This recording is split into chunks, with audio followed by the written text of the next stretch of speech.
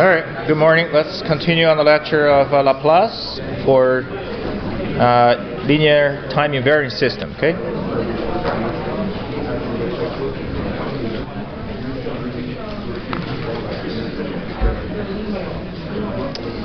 Okay, so in previous lecture I started the topic on impulse response. I look back my lecture notes. I think I need to go back a little bit. I have one example I need to cover when we talk about applications of Laplace transform. So there's one special kind of example that can be solved using Laplace transform. Not necessarily using, it's so easy to use in a time domain. So let me cover that example, and then we'll come back to the impulse response. Okay. Okay. So we have this example here, a loose end to tie up. So we're going to try to use Laplace transform. Okay. To solve a differential equation with discontinuous input.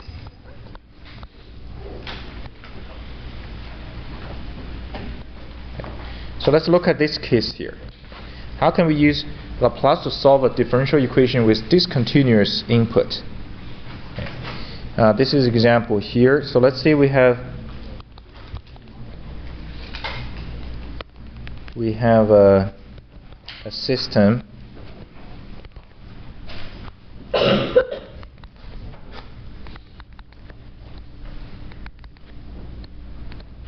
okay.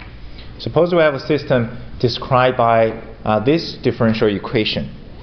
G of t here is the input. This is G of t. System has initial condition basically all 0. Now this G of t is a little bit different kind of input, as you will see. Okay? So it's equal to 1 when t is between 5 and 20. Outside the range, and G of t is all 0.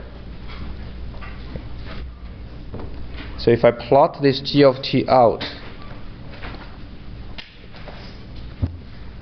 basically we have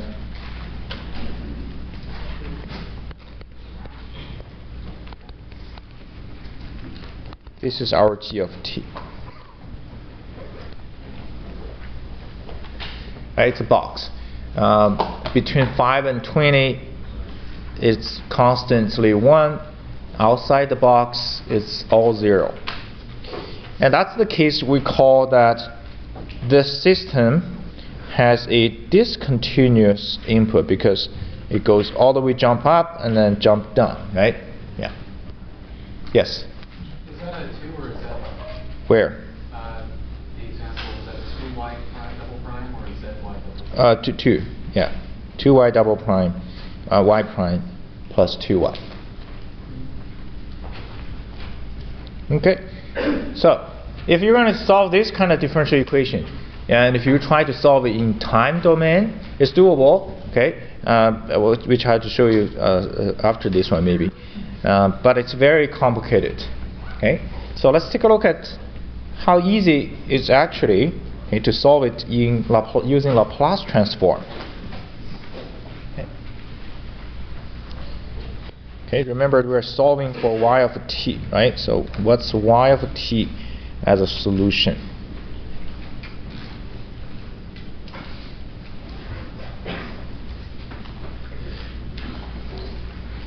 So here's what we do. This is the given system. We're going to take Laplace transform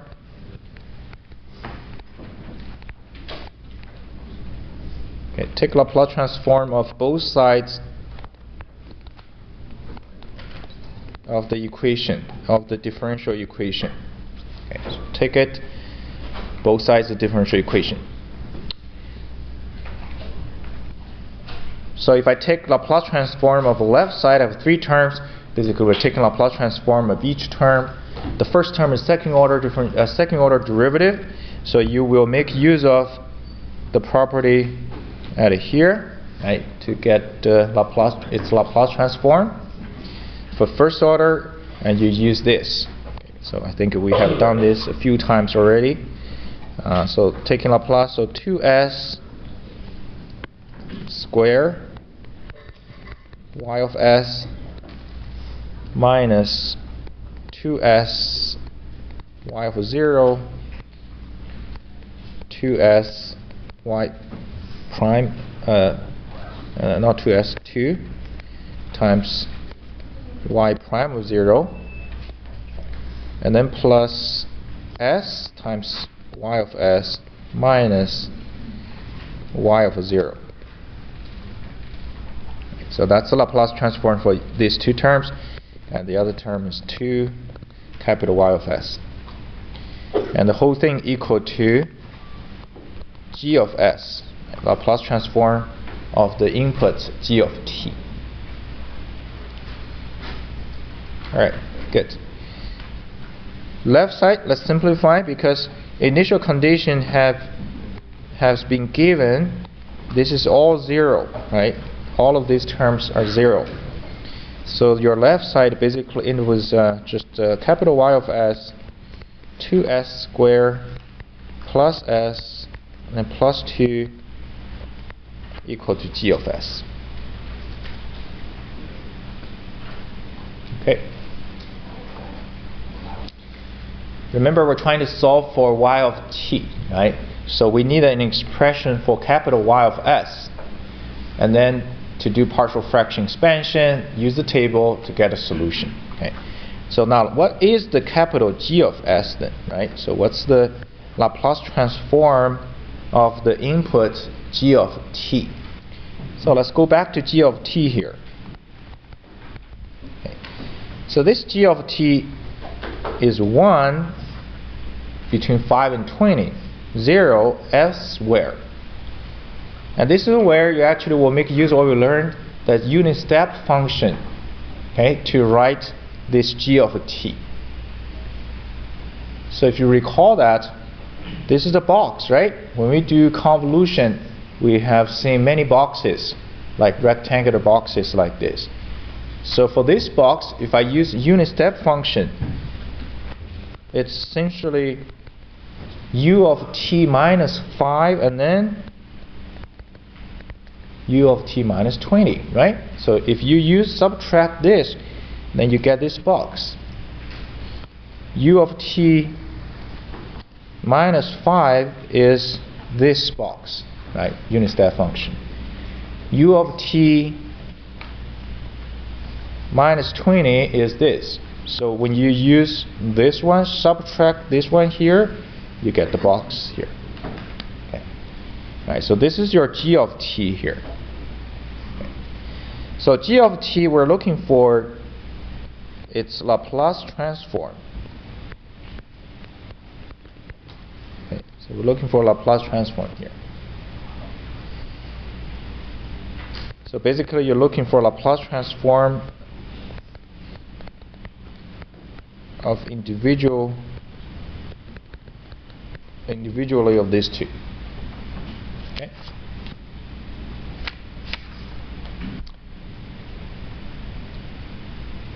So what's the Laplace transform of a shifted unit step function? So let's go back to the basic one. What's the Laplace transform of a unit step function? Go back to the table. What's the Laplace transform unit step function? It's 1 over s, right? Okay. So it's 1 over s. Then what will be the Laplace transform of this shifted function by certain, this is 5 and this is 20, right? So you use this property. So when you shift a function by a certain quantity capital T, then its Laplace is the original Laplace transform f of s times e to the power negative st.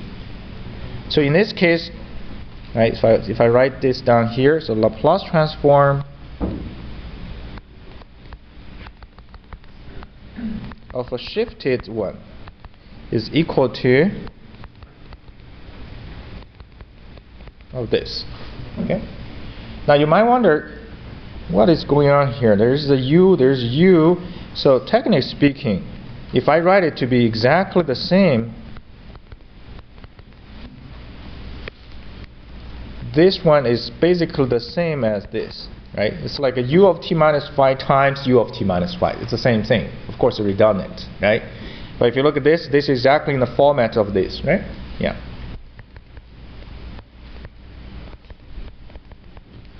Okay. So using this property, the Laplace transform of shifted unit step function is basically e to the power negative capital T here is 5. So put a 5 at here. So negative 5t and 5s. And then capital Fs is 1 over s. That's your Laplace transform for the shifted unit step function. Similarly for the next one, okay.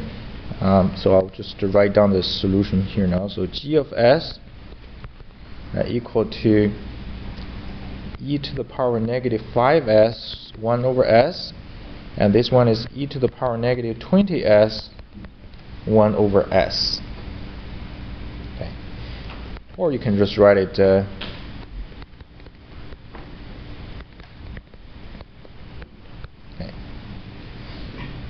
that's your input's Laplace transform, right? So making use of two properties at here, huh? Yeah. So once we've had the g of s, I can replace the g of s over here. Okay, so replace the g of s to the top.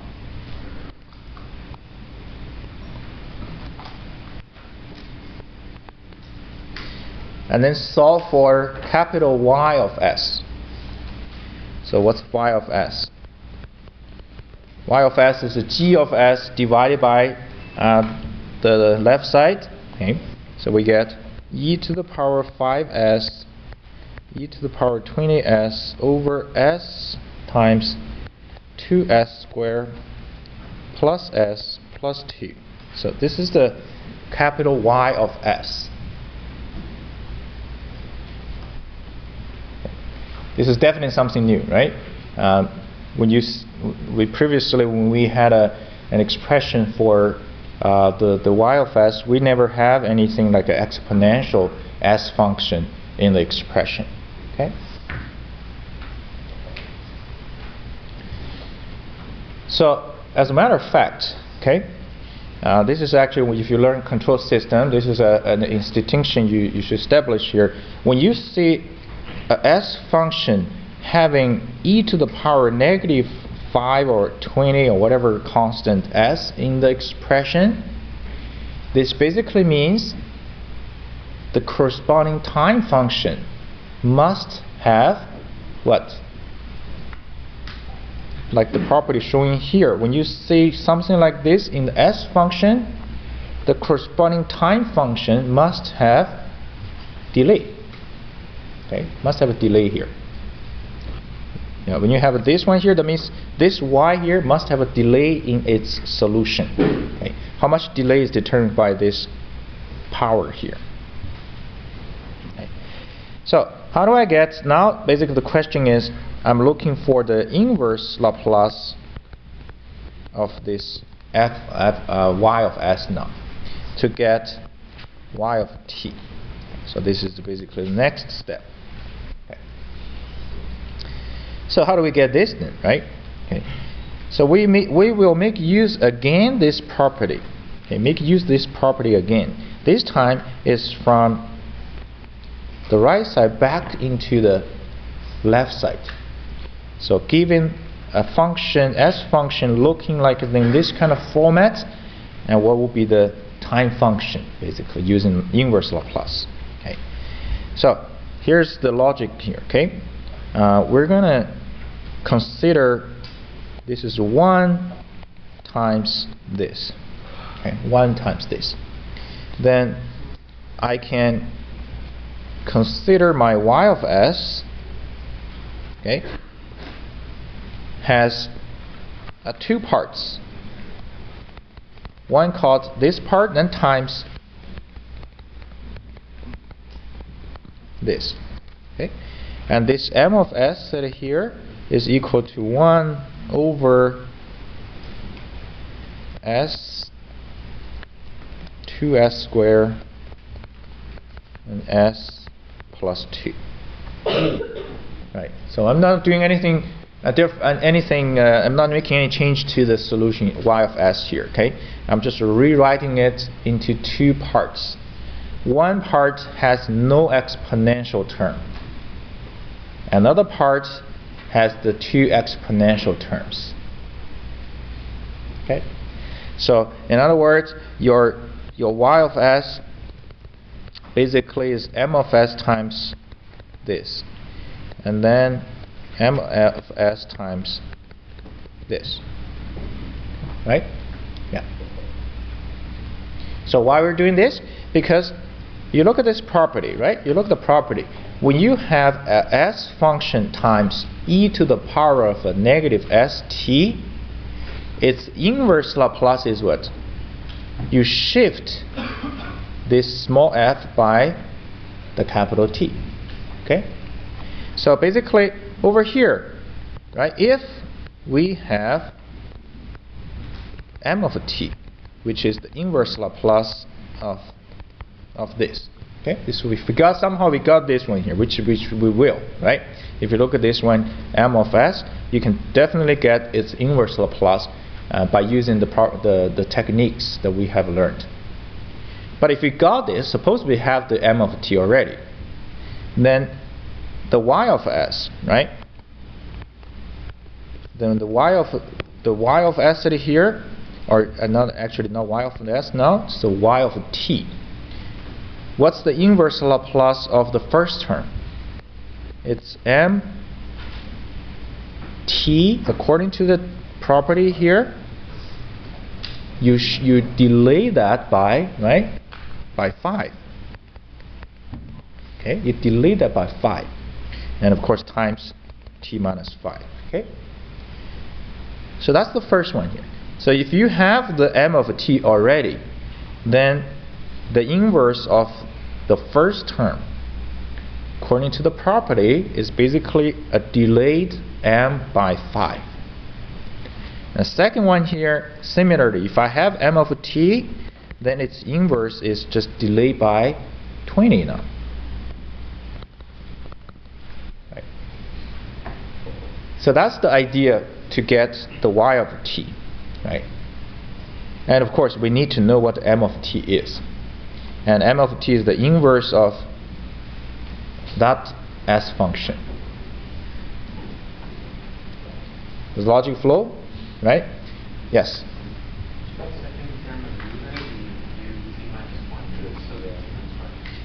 No, t minus 20. Yes.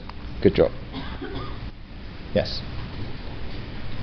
Okay, so we're repeatedly making use of this property. First, we make use of the property forward, right? And now we're making use of the property backward, okay, to help us to get a solution. And now the key at here boils down to, then what is the inverse for the m of s here, right? So let's take a look at this one.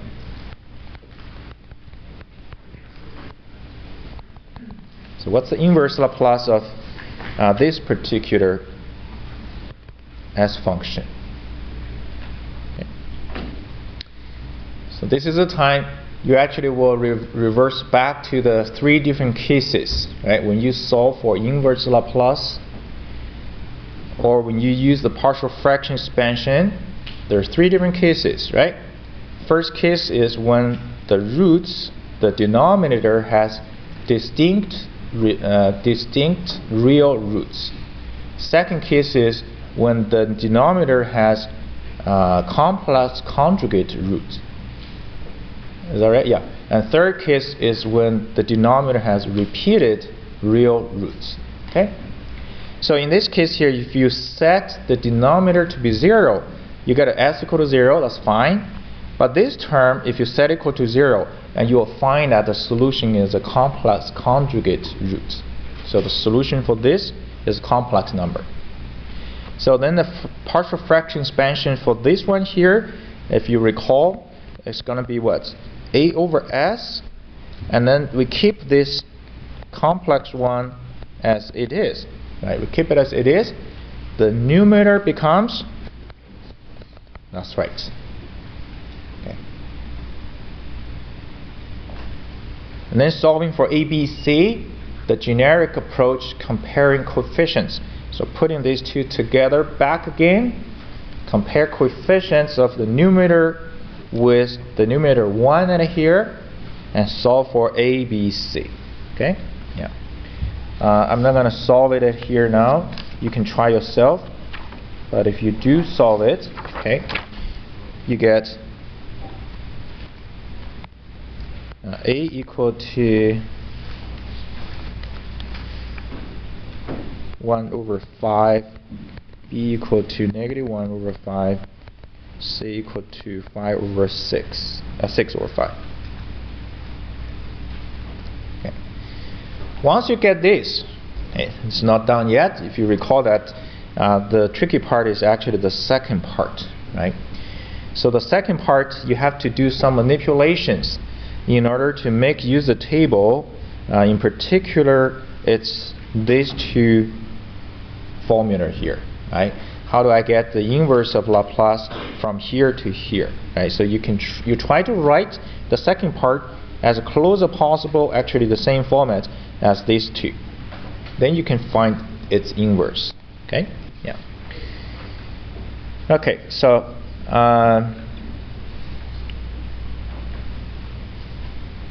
gonna leave that to you. Okay, so basically for this one here, I need you to exercise. Okay, how do we find inverse Laplace of this term? You're gonna have to manipulate. You're gonna have to learn really well how to do the manipulations before you can look at the table and then find its inverse. Okay, but you expect anything? Let's say you find it, everything now. So your inverse Laplace for this particular. Okay, you get. Let me see. Sorry, actually.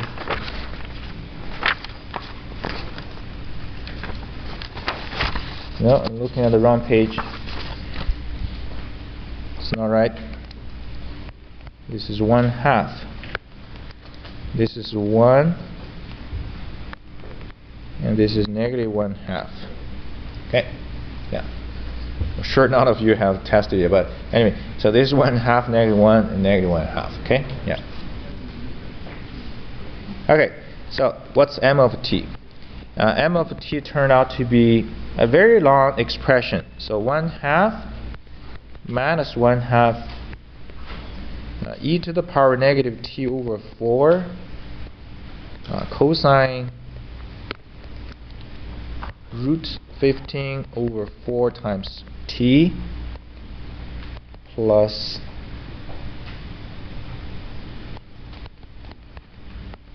root 15 over 15, the same exponential, and then sine root 15 over 4 times t. Okay, it's a very long expression, but it's expected because the second term has sine and cosine involved, right? So that's kind of expected. Okay, so that's your m of t.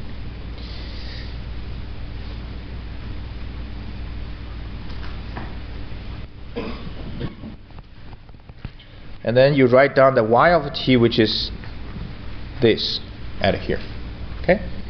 So I'm not going to write it anymore. So you're going to basically replace the t with t minus 5, and another expression with t, replace the t with t minus 20. Okay? Yeah. So that's a solution, right? You see, this is the solution approach to use a Laplace transform. And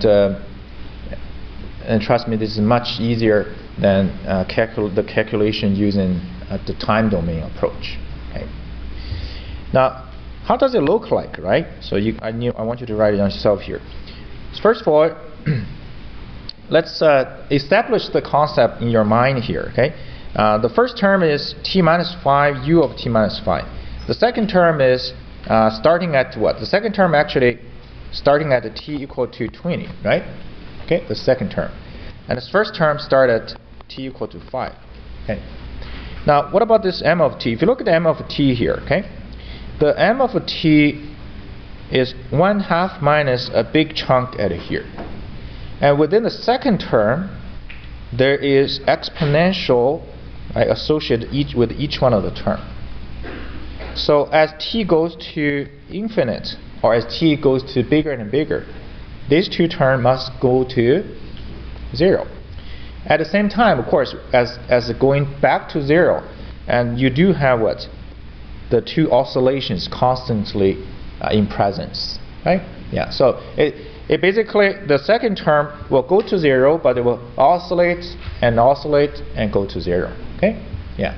But the first term will remain at 1/2, right? Yeah. So then what happens if I shift it, right? Shift this one by 5. And so basically you start at t equal to 5, okay? And then at t equal to 20, this one comes in the picture. That makes sense, right? So before t equal to 20, you only have this term. And at t equal to 20, this term comes to picture. You subtract this term out of it, okay? Yeah. So in the end, you look at the graph of this one here, okay? And which look like this. So basically you start at 5 and start to go up, oscillate, and settle down at 1/2, right? That's basically what this term here. It will settle down at 1/2 if you have enough time given. But of course we don't have enough time. It goes to t equal to 20 seconds. The second term comes into the picture. And the second term is subtracted from the first term. But the second term basically is like the first term. You still have the 1/2 over here. So that's why you get 1/2 minus 1/2. It come back to 0 now. So basically it will oscillate. Now this time t really goes to 0 now, right? There's nothing added on to it. So now as t go to 0, as t go to infinite, the whole response will gradually go to 0. Okay. So you can understand what's going on in here for the outputs, right? Based on this, it seems to be complicated with unit step function, with shifting, but still there's intrinsic characteristics at here. You can easily see that. Okay. So the idea essentially from this example, this application is when you have an input which is a discontinuous input, typically unit step function involved, okay, then Laplace transform, to use Laplace transform to solve it, will turn out to be a very much easier approach. Okay. There is one question, similar question in the assignments you can exercise. Okay. You can also exercise by giving this g of t a different value. So I want you to exercise a little bit different g of t at here. So this time I'll change this g of t to be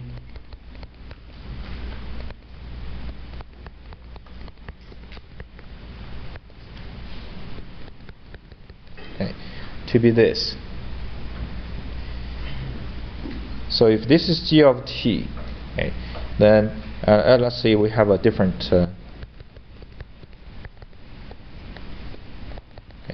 let's say we have a different system. Okay. Then what will be the solution for this system here, with all initial conditions to be 0? Okay. Yeah. The solution for this one is much easier. The way to solve this one is actually seems to be a more complicated g of t, but this is actually turned out to be an easier question than the example we just done. Okay. So that's just an add-on which I forgot to cover when we finished the applications of Laplace transform. Okay. And that should be it. That should be the part for Laplace transform. Okay, application Laplace transform. Any question on this type of question here? Okay, all good. Okay, let's go back to the impulse response. Okay.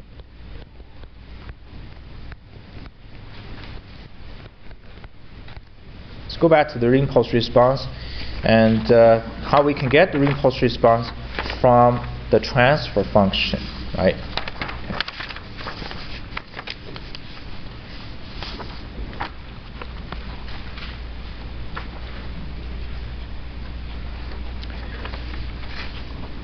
So just to jog your mind of the definition of impulse response of the system, and so here is the idea, okay?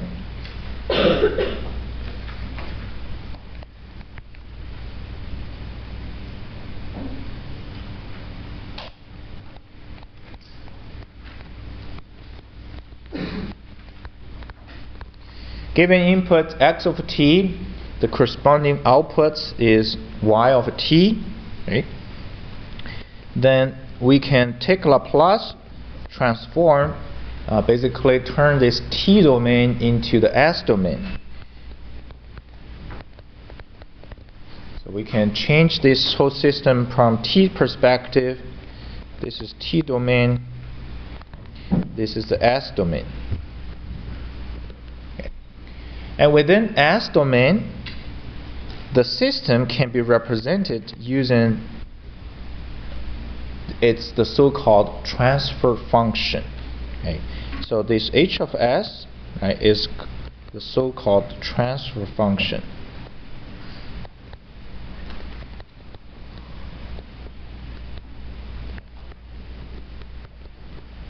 Okay. Basically, the definition of transfer function is the ratio between the output Laplace over the input Laplace.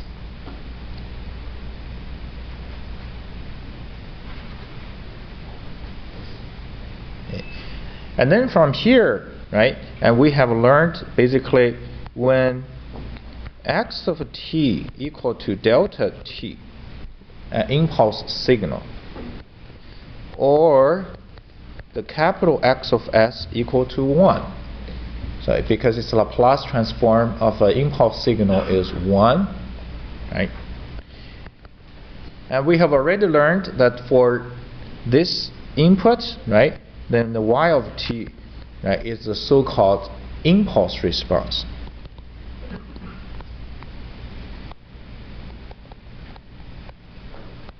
And we use h of t, right, to represent impulse response. So now back to this transfer function now, right? So because capital X of s equal to 1, and the y of t is the impulse response, so based on the transfer function, and you can see your y of s, right, in general equal to the transfer function times the input x of s. But when x of s equal to 1, then it's just y of s equal to h of s now. So your impulse response h of t essentially is the inverse Laplace of the transfer function h of s. So this is the most important idea how to get the impulse response, right, for a system based on Laplace transform, not based on experiment, right? Experiment, as I explained, essentially it's impossible to get impulse response from experiment, right? But mathematically we can, right? So let me repeat it here. So essentially, impulse response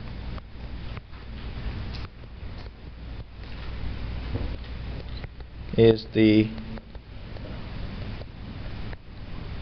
inverse Laplace of the transfer function, system transfer function.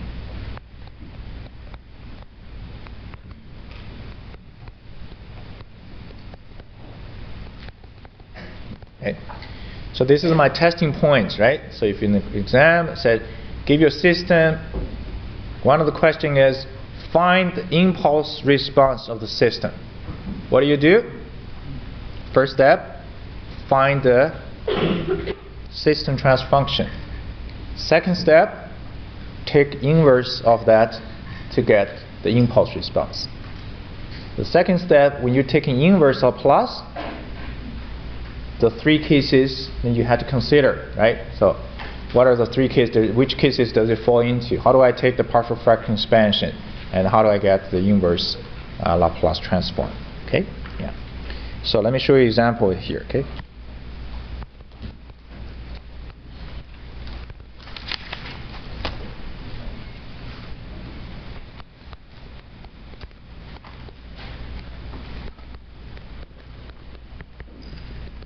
Here you have a mass spring damper system.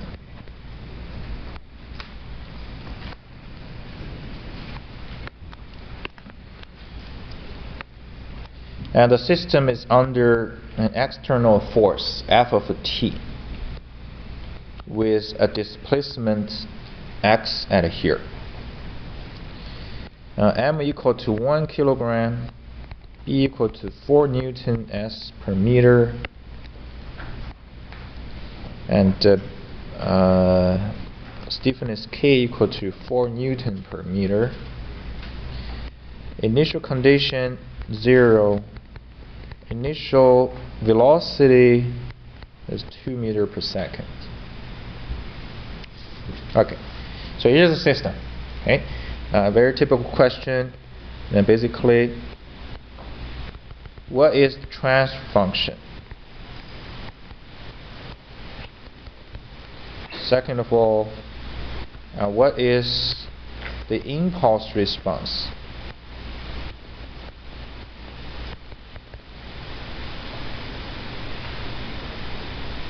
Okay.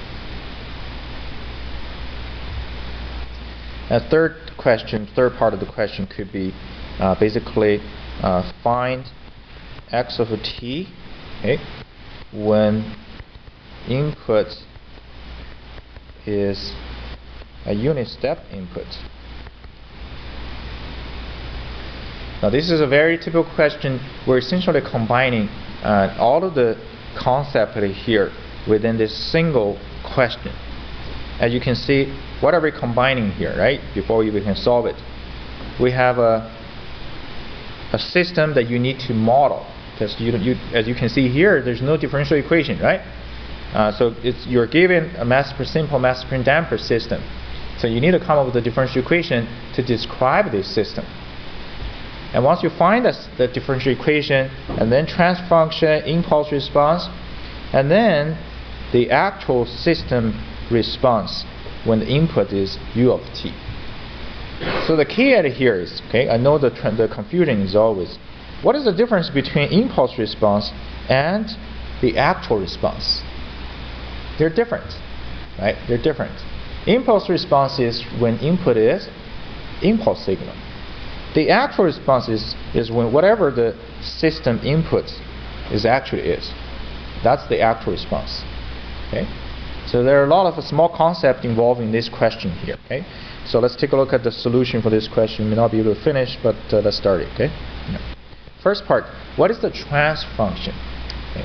But before you derive the transfer function, the first step you need to do is, what is the model, differential equation model for this particular system? Okay. This is a very simple one. I think we have done a little more complicated than this one here. Okay. First of all, the x and f, they're all pointing to the same direction. Okay. At least the arrows drawn in here are pointing to the same reference direction. Okay. So your model of the system is basically mx double dot kx dot bx dot plus kx equal to f of t. Newton's second law, and you can get this, right? So we got that. Basically, this is m dx squared over dt squared. Okay? That's the same way of writing it. Okay. Substitute the parameter mbk So we get dx over dt squared, and b equal to 4, k equal to 5. Okay, that's it. Right? So this is the general model for this system. Okay. Whatever input could be. Okay. So this is the system here. And then come to the transfer function concept, that first part. When you do transfer function, always remember that assumption. You're assuming what? You're going to assume all of the initial conditions to be 0. You're assuming, okay? Of course, the actual initial conditions here is not 0, right? Yeah. So when you're obtain the transfer function, you're trying to get the ratio between the output and the input. So this is your transfer function, right? The ratio of f of s over x of s. The only way to get the ratio is you take the Laplace transform of both sides of this equation. And when you're taking this Laplace transform both sides of the equation, because you're looking for transfer function, so I'm going to neglect all of the initial condition. Then the Laplace transform for each one of the term, this is s, capital S squared, capital X of s, 4s, capital X of s, and 5, capital X of s, and then f of s.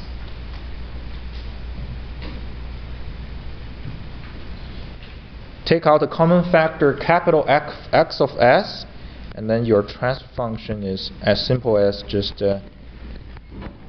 1 over s squared plus 4s plus 5. The denominator basically is the characteristic equation, right, for the original second order system. Okay. And I know for a fact there will be students arguing here, saying, how come the Laplace transform the second derivative is just s squared capital X of s? Isn't that you have the property which is what? Which is this, right? Yeah. Again, the argument is you're looking for transfer function, so you're going to have to assume all initial condition to be 0. Okay. Yeah. So that's it, right? You can see that, it's not very sophisticated, right? And then the second part is to look for the impulse response. And the impulse response, all you need to memorize is impulse response is the inverse Laplace of the transfer function. So my impulse response will be the inverse Laplace of this transfer function. Okay. How do I find this transfer function? This is actually, you can't do any partial fraction expansion anymore. Right? This is the simplest format. You can set the numerator to be 0, and you'll find the solution for the numerator is actually complex conjugate to roots. Okay. So you cannot do any partial fraction expansion. So the only way to get inverse is to manipulate this term to fit into the table, so you can look for the inverse Laplace. So look at the table here. I need to manipulate to fit into this format. Okay, either one of the formats here, right? So the bottom here has to be s plus a squared plus omega squared. So what do I have to do? Here's s squared. If I put a 4s here and then put a 4 here and a 1 here, so separate the 5 into 4 plus 1. What we're going to get is s plus 2 squared plus 1. So the bottom here is exactly in the format of the table now, right? And the numerator it happened to be, we don't even have to do anything. This is 1, this is 1, this is 1 squared. So that's basically A equal to 2, omega equal to 1.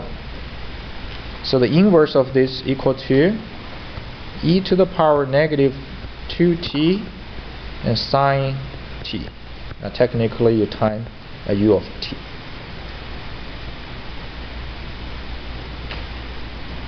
So that's the impulse response. So if you give your system an impulse signal to the system, then you're going to get a response like this. Okay, that's what it means.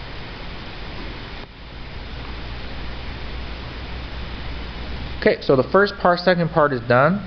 Okay, and then the third part is when f of t is u of t. Okay, or basically when f of t equal to 1, right? Yeah, when t is greater than 1, so causal function. Okay. Then what is x of t? Okay, what's the solution for x of t?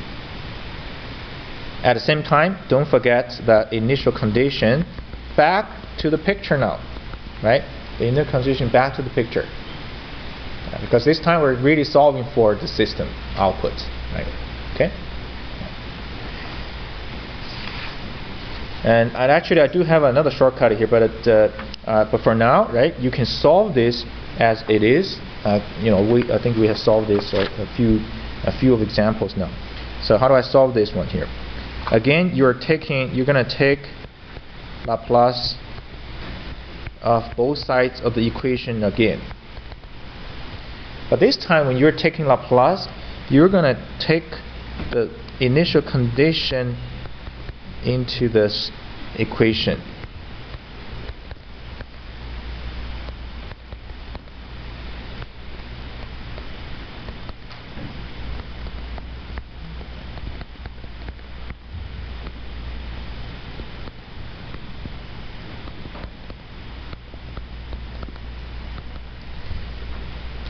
Right, and then u of t's Laplace is 1 over s. Okay, so this is the third time you're taking, second time you're taking Laplace transform, but the second time is a different situation. And then you have to keep these initial conditions at here. Okay, the actual initial condition, right?